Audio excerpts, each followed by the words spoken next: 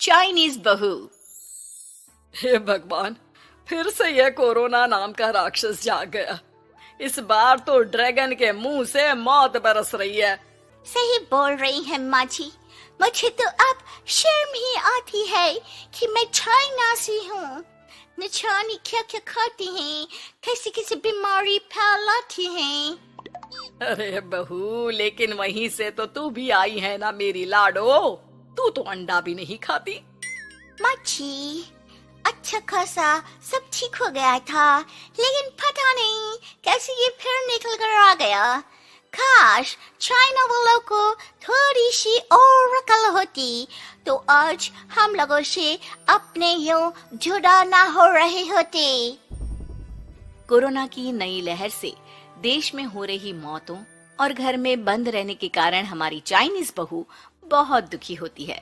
उसे लगता है कि भारत में जो कुछ भी हो रहा है वो उसी के कारण हो रहा है। अब हमारी चाइनीज बहू परेशान सी रहने लगी। अरे क्या बात है मेरी चाइनीज गुड़िया, आज तू एक्सरसाइज नहीं करेगी?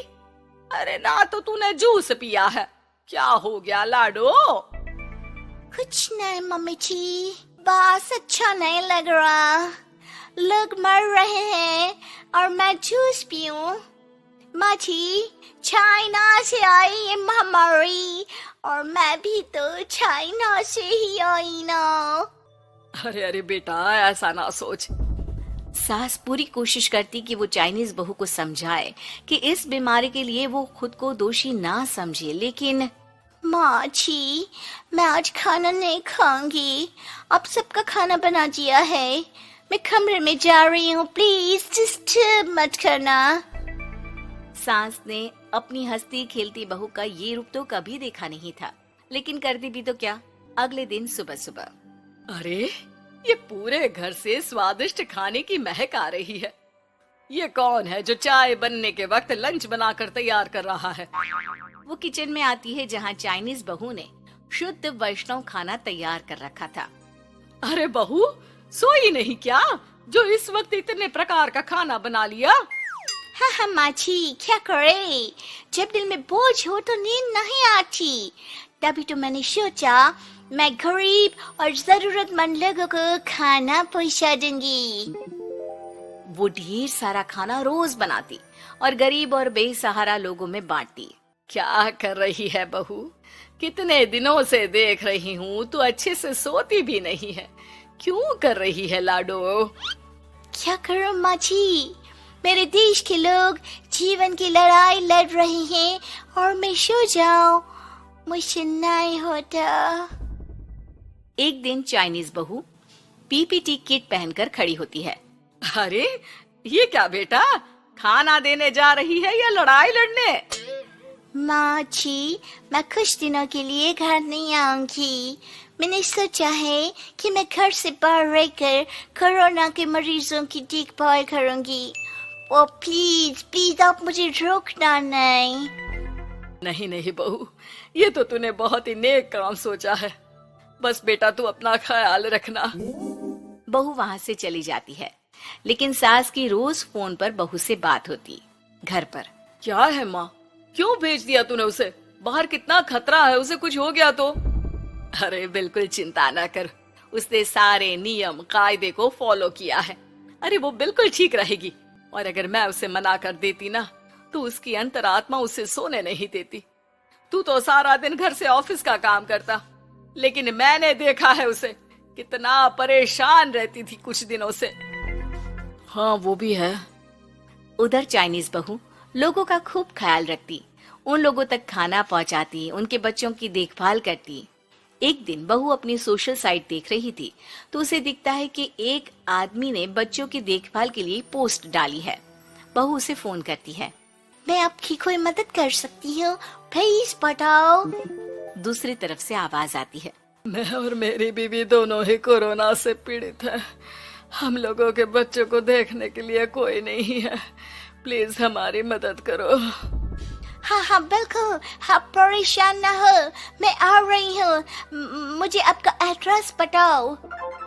वो आदमी बहू को पता लिखवाता है। वहाँ वो पहुँच जाती है। ओह, ये किसे बुला लिया आपने? ये तो चाइनीज है, इसी के कारण तो हम लोगों का देश इस परेशानी से जूझ रहा है। अरे पर ये तो हिंदी में बात कर रही थी। तभी बीवी की ऑक्सीजन लेवल गिरने लगती है। ये क्या हो रहा है? आप टेंशन क्यों ले रहे हैं? जल्दी से इन्हें अस्पताल लेकर जाइए। रुकिए, मैं आपको एक अस्पताल में बेड भी दिला देती हूँ। वो मेरे अंकल का अस्पताल है। चाइनीज बहू फोन पर बात करके उन लोगों को बेड दिलाती है, जहाँ पति की भी तबीयत खराब हो जाती है और दोनों को बेड दिलाकर बहू घर में बच्चों की पूरी देखभाल करती है। सास का बहू पर फोन आता है। अरे मेरी चाइनीज गुड़िया, कैसी है रे तू? अरे माँ, पीछे की गली में ही हूँ मैं। वो खालिया लोग है ना, उन दोनों हस्बैंड वाइफ को कोरोना हो गया था। मैंने उन लोगों को श्रीवास्तव अंकल के अस्पताल में भर्ती करवा दिया है और अब मैं मार्ची उन दोनों बच्चों का ख्याल रख रही हूँ। अरे जीती रे बेटा, कोई जरूरत हो तो बता देना। नहीं नहीं माँ जी, सब कंट्रोल में है। बस इन बच्चों के माँ बाप ठीक होकर घर आ जाए। अच्छा माँ, इन लोगों के घर का फोन बज रहा है, मैं आपको थोड़ी देर बाद कॉल करती हूँ। लैंडलाइन में घर के मालिक का फोन था। हम लोगों की जिंदगी का कोई भरोसा नहीं है। यहाँ इलाज महंगा है और हम लोगों के पास पैसे नहीं है। जितना इलाज हो सकेगा उतना ही होगा। हमारे बाद प्लीज आप हमारे बच्चों को संभाल लेना। नहीं नहीं, ऐसे मत बोलिए, मैं अस्पताल वालों से बात करती हूँ। बहू अपनी बैंक से अस्पताल वालों को पैसे दे देती है और फोन पर कहती है, हनी आप लोगों के अकाउंट में पैसे डाल दिए हैं। इन दोनों का अच्छे से इलाज होना चाहिए। पैसे की जरूरत होगी तो मैं और डाल दूंगी। सारा दिन बहू कोरोना पेशेंट के बच्चों को देखती, रात में ढेर सारा खाना पैक करके जरूरतमंदों में बांटती। सोशल साइट्स के जरिए भी वो लोगों से जुड़कर उनकी मदद करती। फिर एक दिन घर का मालिक और उसकी बीवी ठीक होकर घर आ जाते हैं। आपका बहुत बहुत शुक्रिया, मैं आपकी पाई पाई लौटा दूंगा। भाई नहीं, पैसा दिया था, लेकिन वो जब आप बिल्कुल ठीक हो जाना तो क्षमा कर दे देना, कोई बात नहीं। दोनों पति पत्नी चाइनीज बहू का शुक्रिया अदा करते हैं। आप तो हम लोगों के लिए भगवान की तरह है, आपका बहुत बहुत शुक्रिया। चाइनीज बहू बहुत खुश हो जाती है। वो घर आकर सास को पूरी बात बताती है।